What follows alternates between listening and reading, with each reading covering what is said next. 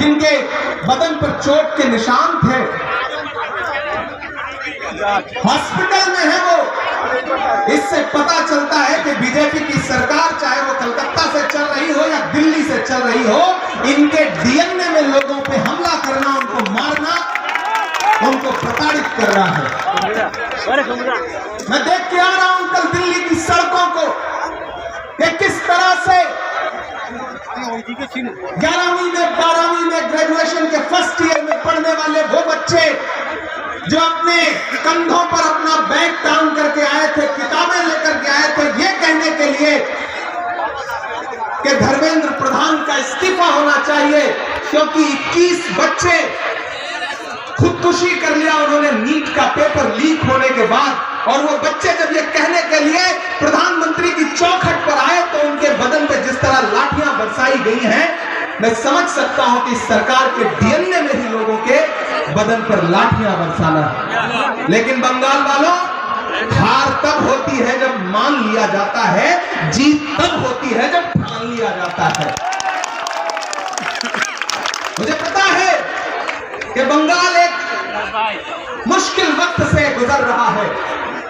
एक ऐसी सरकार बैठी है जिसे आवाम से मतलब नहीं है। एक ऐसी सरकार बैठी है जो बंगाल से नहीं चल रही है बल्कि दिल्ली के रिमोट कंट्रोल से चल रही है। ऐसे वक्त में बंगाल के कोने कोने में कांग्रेस के सिपाहियों को एक बार फिर से एकजुट होकर के खड़ा होना।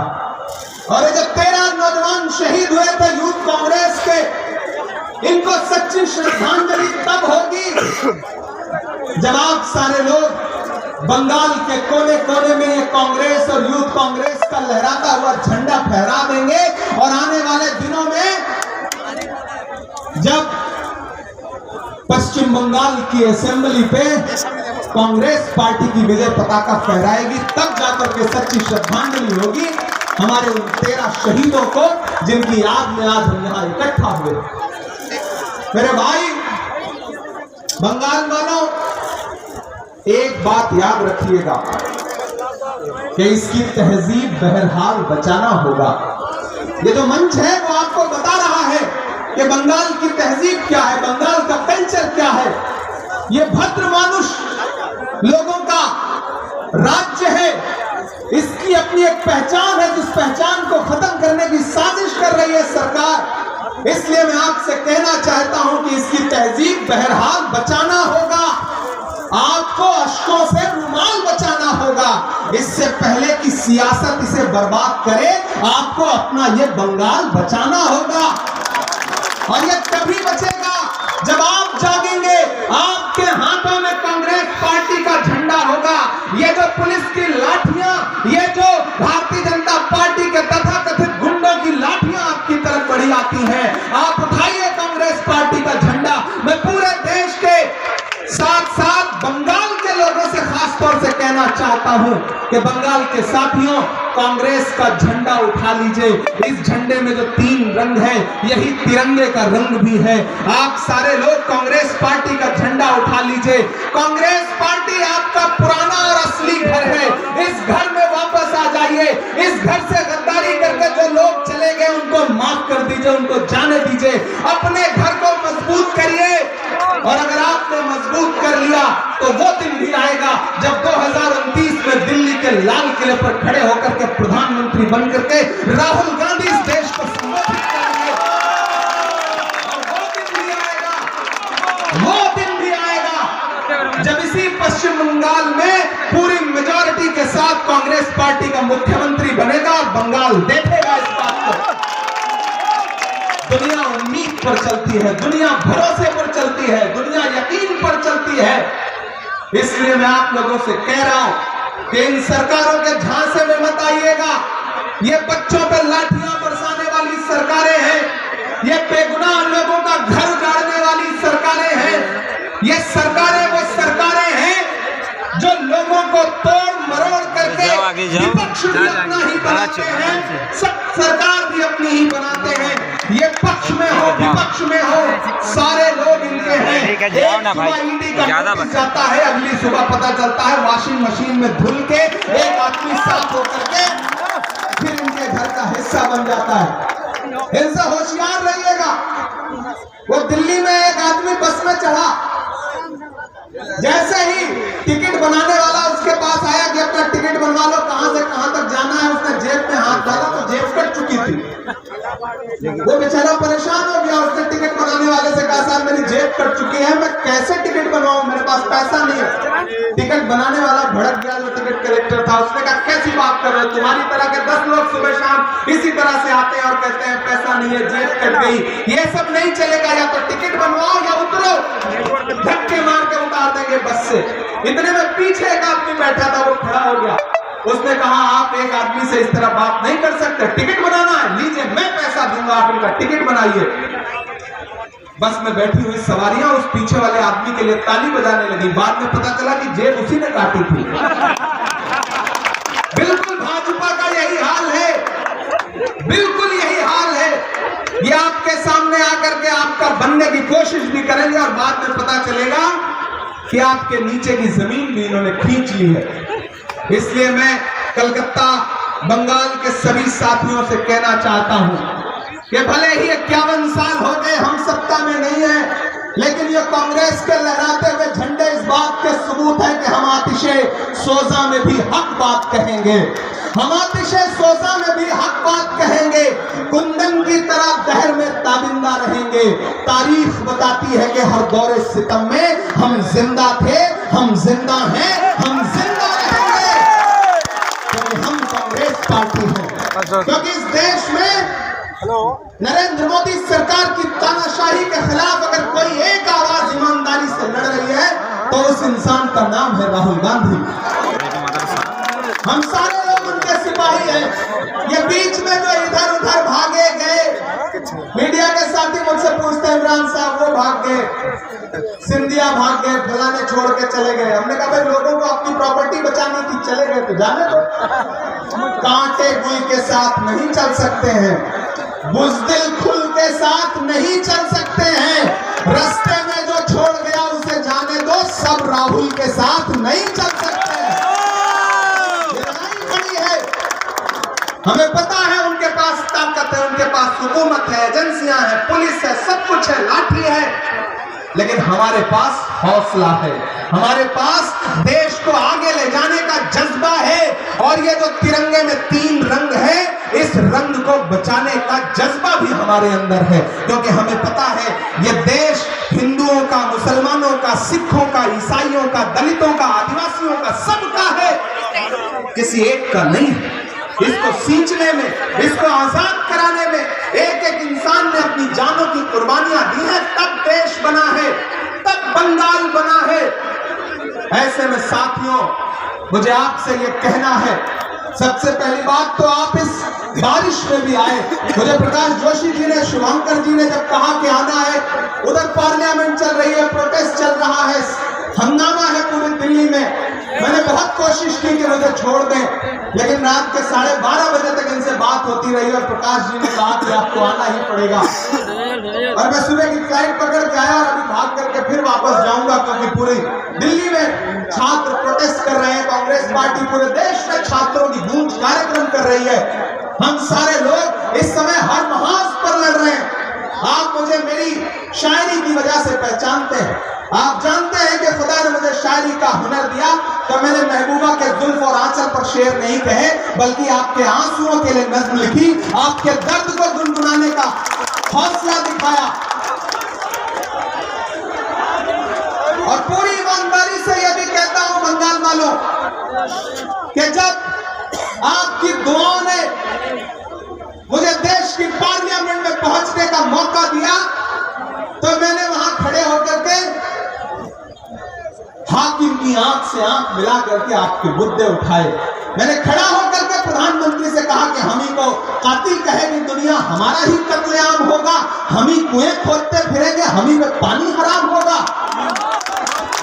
मैं लगातार देश की पार्लियामेंट में आपके मुद्दों पर लड़ रहा हूं। यहाँ ईशा खान चौधरी भाई बैठे थे, लोकसभा में लड़ते रहते हैं, राज्यसभा में लड़ते रहते हैं, पूरी कांग्रेस पार्टी लड़ रही है। और आज जब मैं यहाँ खड़ा हूं आपसे बात करने के लिए, तो इन्हीं लम्हों में हमारे नेता राहुल गांधी जी और प्रियंका गांधी जी राम मनोहर लोहिया हॉस्पिटल में जिन बच्चों के सर फोड़े गए थे उनको देखने के लिए खड़े हैं। मैं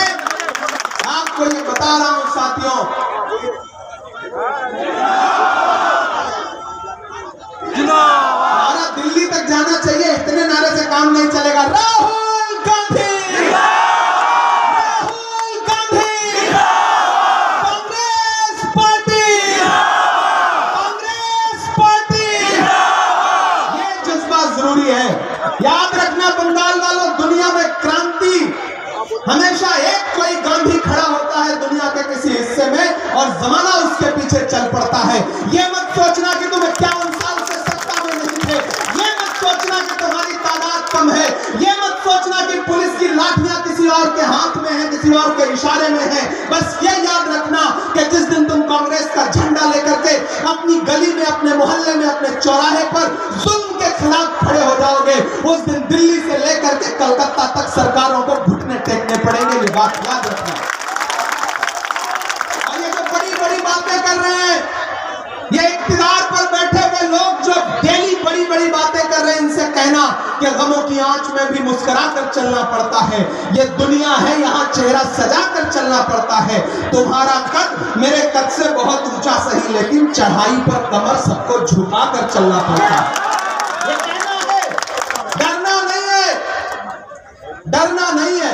हम कांग्रेस हैं, हम तब नहीं डरे जब हमारे 13 नौजवानों को गोलियों के साथ शहीद कर दिया गया और हमारी लाशों पे खड़े होकर के लोग मुख्यमंत्री बनते रहे, लोग उन्हीं लोगों को राज्यसभाएं देते रहे जिन्होंने गोली चलाने का आदेश दिया था। इसलिए मैं आपसे ये कहना चाहता हूं साथियों, हाँ तरन्नुम में भी बोलेंगे, काहे परेशान है, सब बोला जाएगा। अब तो सिलसिला चलता रहेगा, ये तो हम आते रहेंगे, जाते रहेंगे, आपसे मिलते रहेंगे। आज कलकत्ता आए हैं, प्रकाश जोशी जी कह रहे थे, शुभंकर दादा कह रहे थे कि आज तो हम कलकत्ता आए हैं। इसके बाद पूरे बंगाल के अलग अलग राज्यों में जब भी कांग्रेस पार्टी आवाज देगी, एक भाई की तरह, एक बेटे की तरह कांग्रेस पार्टी के कार्यकर्ता की हैसियत से आपके बीच में आपके जुल्म और सितम पर खड़ा होने का काम करूंगा, ये आपको भरोसा दिलाता हूं। और पार्टी ने बहुत सोच समझ के प्रकाश जोशी जी को आपके बीच में प्रभारी बना के भेजा। मुझे लगता है एक बार जोरदार तालियों के साथ उनका वेलकम करिए। राहुल जी ने बहुत भरोसे के साथ उनको आपके बीच में प्रभारी बना करके भेजा है। और ये याद रखिएगा, बैसाखियों पे चलने के दिन चले गए। प्रकाश भाई अब किसी बैसाखी पे नहीं चलना है, न हम सफर न किसी हम नशी से निकलेगा, हमारे पांव का कांटा हम ही से निकलेगा। बहुत दिन बैसाखियों पर चल लिए, अब हम अपने मजबूत पैरों पर चलेंगे, अपने हाथों में कांग्रेस पार्टी का झंडा उठाएंगे और ये अहद लेंगे कि आने वाले 5 साल में बंगाल की सत्ता में कांग्रेस पार्टी का मुख्यमंत्री बनाना है। ये टारगेट लेकर के हम लोगों को चलना है। और जब चलेंगे तो न हम सफर न किसी हमनशी से निकलेगा, हमारे पांव का कांटा हम ही से निकलेगा। वतन की रेत मुझे एड़ियां रगड़ने दे, मुझे यकीन है पानी यहीं से निकलेगा और जरूर निकलेगा। इसलिए साथियों, आप सबसे मेरी गुजारिश है, एकजुट रहिए, आपस की नाइत्तेफाकियां खत्म करिए। पार्टी के सभी नेताओं से भी मेरा अनुरोध है कि आपस में लड़ना बंद करिए, एकजुट होकर के एक ताकत बन करके खड़े होइएगा तो आप बहुत बड़ी ताकत हैं। अगर आप एक ताकत बन करके रहे तो आने वाले दिन में हमें जीतने से कोई रोक नहीं सकता।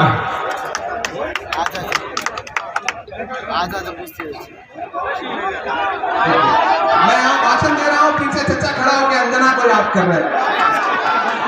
बंगाल की मिट्टी की तासीर भी थोड़ी अलग है, इसको कोई दो रहा।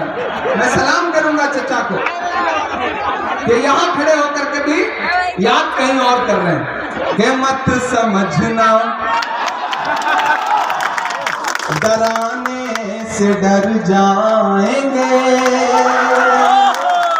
आप मुझे लग रहा है थक गए, बरसात का असर है आपके ऊपर।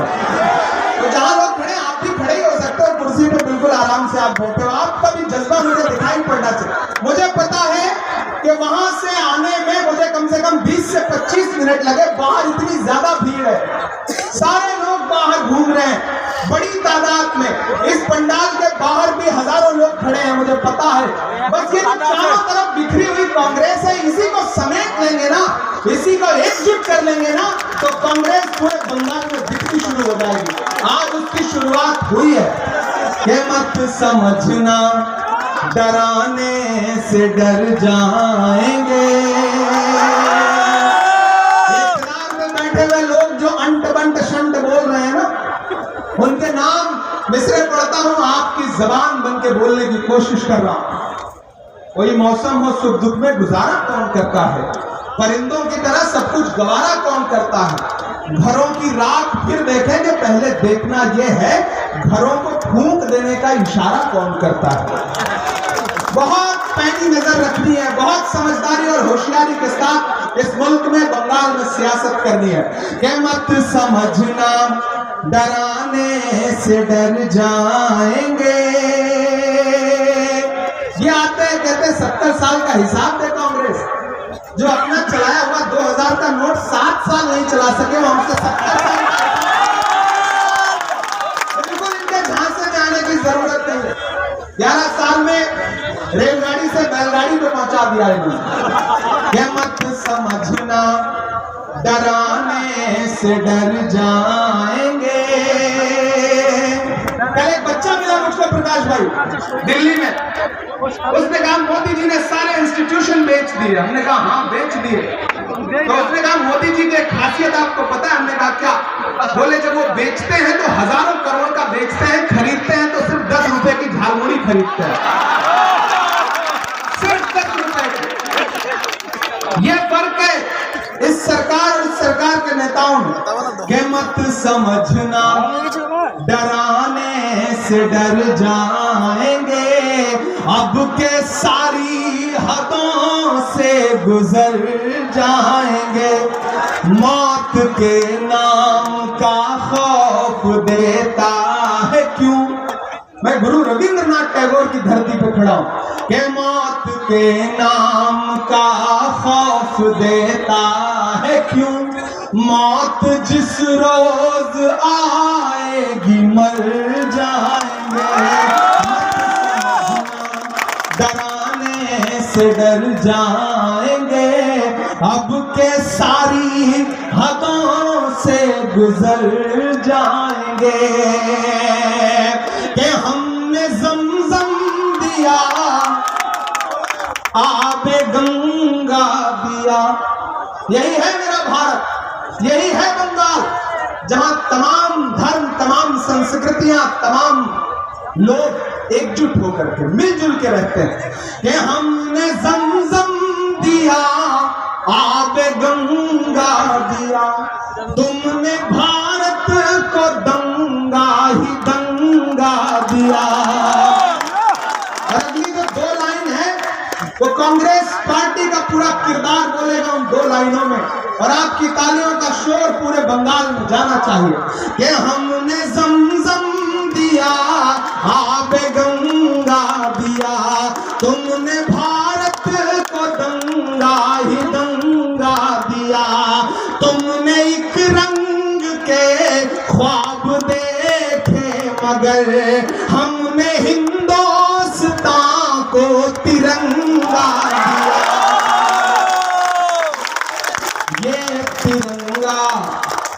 ये तिरंगा बदन पर लपेटे हुए एक दिन इस जमीन में उतर जाए। मत समझना डराने से डर जाएंगे, अब के सारी हदों से गुजर जाएंगे। राहुल गांधी,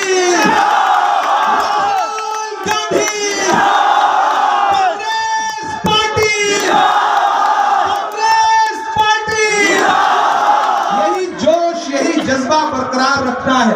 प्रकाश भाई आप एक मिनट इधर आए, शिवांकर दादा इधर आइए।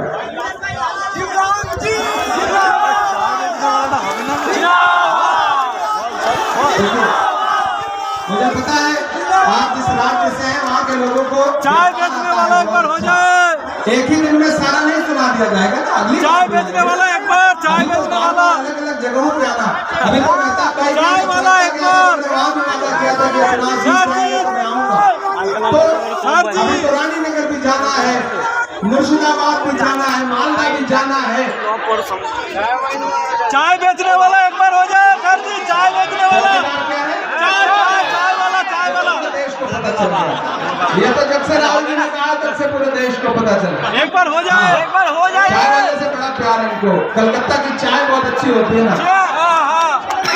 कहाँ सोया है चौकीदार, कहाँ सोया है चौकीदार। गैस सिलेंडर की कीमत भी 1000 के पार। कहाँ सोया है चौकीदार, कहाँ सोया है चौकीदार। ये चाय बेचने कविता की खूबसूरती यही होती है, शायरी की खूबसूरती यही होती है कि आप नाम मत लीजिए, जनता समझ जाती है। मैं बिल्कुल नहीं लूंगा, आप समझ जाएंगे कि मैं किसकी बात कर रहा हूं। कि चाय बेचने वाला पूरा भारत बेच रहा है। बेच रहा है कि नहीं बेच रहा है? बेच रहा है कि नहीं बेच रहा है? कि चाय बेचने वाला पूरा भारत बेच रहा है। इसी काम में हासिल उसे महारत बेच रहा है। कि रेल बिक गई, तेल बिक गया, बिका हवाई अड्डा। अगली लाइन पे तैयार रहना। कि रेल बिक गई, तेल बिक गया, बिका हवाई अड्डा। सब कुछ बिकता देख के खुश है अपने जेपी नड्डा।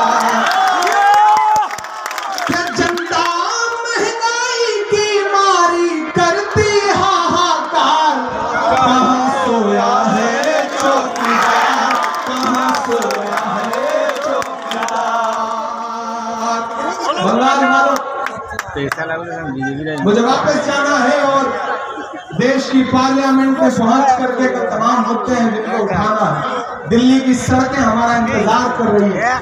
लेकिन आपसे ये भी कहना चाहता हूं साथियों कि यूनिटी से बड़ी कोई ताकत नहीं होती।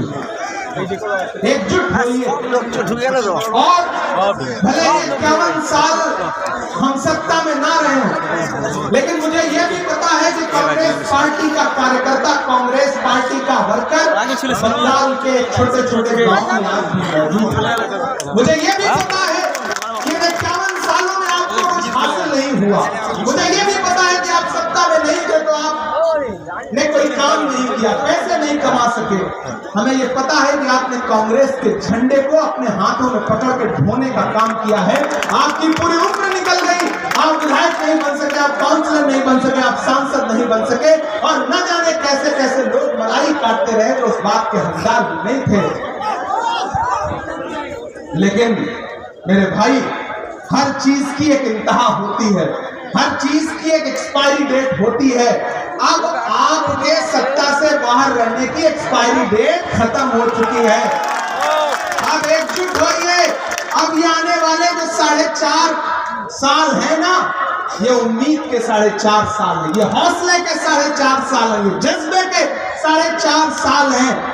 अगर आज से आपने शुरुआत कर दी, आज से आपने अहद कर लिया कि आने वाला दिन बंगाल में कांग्रेस पार्टी का दिन है, तो ये जो नफरत की बातें करने वाले लोग हैं, ये अपने आप धीरे धीरे किनारे लग जाएंगे, क्योंकि हम जिसके सिपाही हैं उसका नाम राहुल गांधी और मोहब्बत का मसीहा है। आखिरी बात आपसे कह रहा हूं साथियों, याद करो वो दिन बंगाल वालों जब 7 सितंबर 2022 को कन्याकुमारी में समंदर के साहिल पर खड़े होकर के एक इंसान ने कहा था कि मैं कन्याकुमारी से कश्मीर तक पैदल 4000 किलोमीटर चलूंगा और एक नारा लगाऊंगा, नफरत छोड़ो भारत जोड़ो। मैं चला हूं उस इंसान के कंधे से कंधा मिला करके। प्रकाश जोशी चले हैं उस इंसान के कंधे से कंधा मिलाकर। शुभंकर दा चले हैं, अंबाजी चली है, दीपा दास जी चली है। मैं जब उनके साथ चलता था तो मीडिया के साथी मुझसे कहते थे कि इमरान साहब आप तो सांसद बाद में हैं, शायर पहले हैं, राहुल गांधी के साथ पैदल चल रहे हैं, क्या कहेंगे? तब मैं कहता था कि जो हर जालिम से टकराएगी वो आंधी बनाऊंगा, जो हर जालिम से टकराएगी वो आंधी बनाऊंगा। नए अंग्रेज आए हैं, नया गांधी बनाऊंगा। मैं आपसे कह रहा हूं साथियों, यहां मेरी नई नस्लें मौजूद हैं, बुजुर्ग मौजूद हैं। हमने अपनी आंखों से भगत सिंह को नहीं देखा है, हमने अपनी आंखों से अशफाक उल्लाह खान को नहीं देखा है, हमने अपनी आंखों से चंद्रशेखर आजाद, राजगुरु, सुखदेव को नहीं देखा है, हमने अपनी आंखों से महात्मा गांधी को नहीं देखा है, पंडित जवाहरलाल नेहरू को नहीं देखा है, लेकिन हमने इस दौर के गांधी को देखा है जिसका नाम राहुल गांधी है। मोहब्बत की दुकान खोलनी है। एक भाजपा भाजपा के नेता ने मुझसे कहा कि राहुल जी 4000 किलोमीटर चल रहे, क्या हो जाएगा? हमने कहा राहुल गांधी ने इस बार लंबा टास्क चुना है। राहुल जी जानते हैं इस देश में जब तक नफरत कम नहीं होगी तब तक भाजपा कम नहीं होगी, इसलिए उन्होंने नफरत कम करने का बीड़ा उठाया। और मुझे फख्र है अपने उस नेता पर जो ये कहता है कि इलेक्शन जीतूं या हारूं, इलेक्शन में वोट लेने के लिए कभी हिंदू मुसलमान की बात नहीं करूंगा। इसलिए आप सारे लोग भी आइए वापस कांग्रेस की तरफ, आइए अपने पुराने घर में, वो पुराना घर जो आपके पुरखों का घर है, वो पुराना घर जहां इज्जत भी मिलेगी, मोहब्बत भी मिलेगी, अपनापन भी मिलेगा, कोई दुत्कारेगा नहीं। इसलिए मैं आप सबसे गुजारिश कर रहा हूं कि वापस आइए। और आपको भरोसा दिलाता हूं, आपने 2 एमएलए कांग्रेस पार्टी के जिताए हैं, मेहताब शेख साहब और जुल्फिकार साहब। ये असेंबली में आपके मुद्दे पर लड़ेंगे। तादाद भले ही भारतीय जनता पार्टी के एमएलए की ज्यादा है, लेकिन जंग में कागजी अफराद से क्या होता है, हौसला लड़ता है, तादाद से क्या होता है।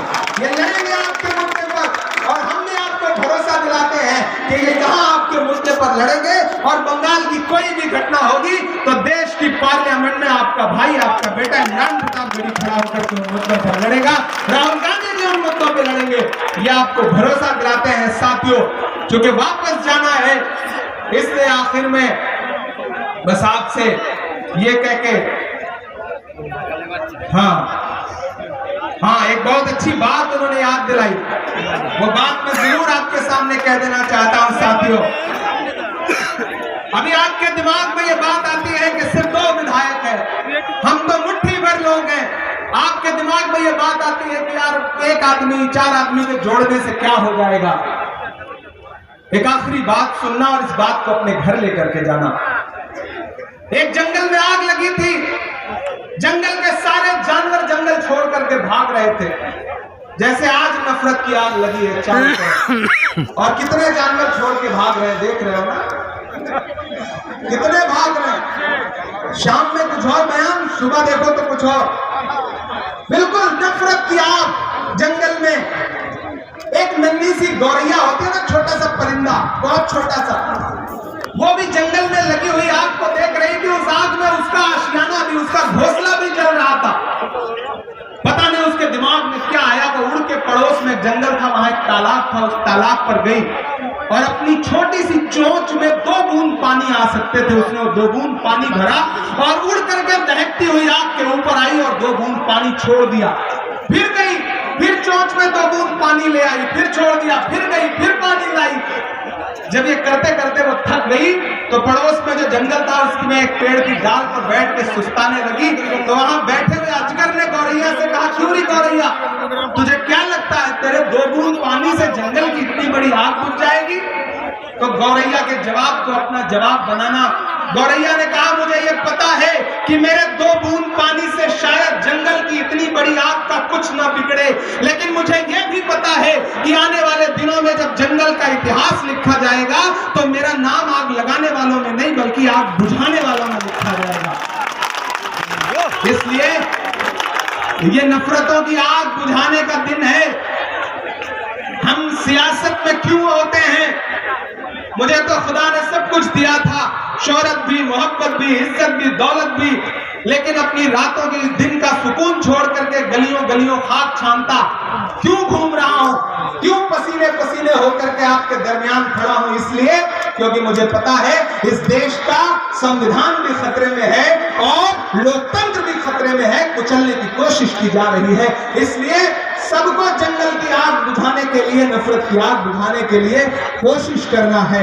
आखिर में बस इतना कह रहा हूं कि कहां आंसुओं की सौगात होगी, नए लोग होंगे, नई बात होगी।